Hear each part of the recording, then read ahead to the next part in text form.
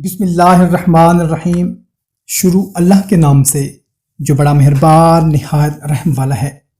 السلام علیکم میرے بھائیوں اور بہنوں، امید ہے آپ سب لوگ خیریت سے ہوں گے اور اچھی زندگی گزار رہے ہوں گے۔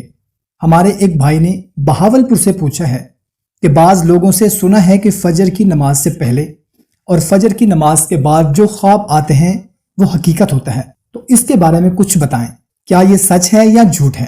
تو میرے بھائیوں اور بہنوں، یہ بات درست ہے کہ جو صبح کا وقت ہے اس وقت دیکھے جانے والے خواب زیادہ سچے ہوتے ہیں۔ وہ خواب حقیقت تو لفظ استعمال نہیں کریں گے، ہاں ان کی مراد بھی یہی ہوگی کہ وہ زیادہ سچے ہوتے ہیں، یعنی کہ ان کے خوابوں کی تعبیر ظاہر ہوتی ہے۔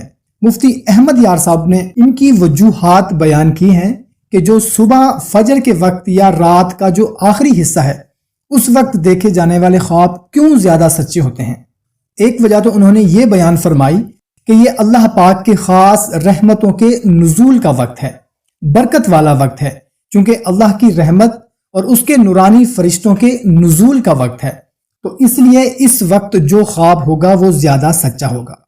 پھر آپ نے فرمایا کہ یہ وقت خاص اللہ کے نیک بندوں کی عبادت کا وقت ہے اور دعا کی خاص قبولیت کا وقت ہے، اور تہجد بھی اس وقت میں پڑھی جاتی ہے۔ اگرچہ اس کو تہجد کا وقت ایک اعتبار سے کہنا درست ہے، لیکن لوگ یہ سمجھتے ہیں کہ شاید وہی تہجد کا وقت ہے، ایسا تو نہیں ہے۔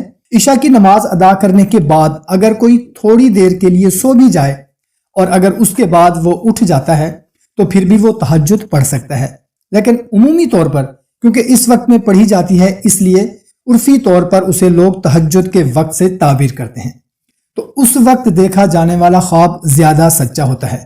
تو یہ بات درست ہے، اور اسی لیے ایک اعتبار سے یہ بیٹا یوں بھی ہوتا ہے کہ صبح کے قریب جو خواب دیکھا جائے یا جو صبح کے وقت دیکھا جائے تو اس کی تعبیر جو ظاہر ہوتی ہے وہ جلدی ظاہر ہوتی ہے بنسبت اگر کسی نے خواب رات کے پہلے حصہ میں دیکھا ہو۔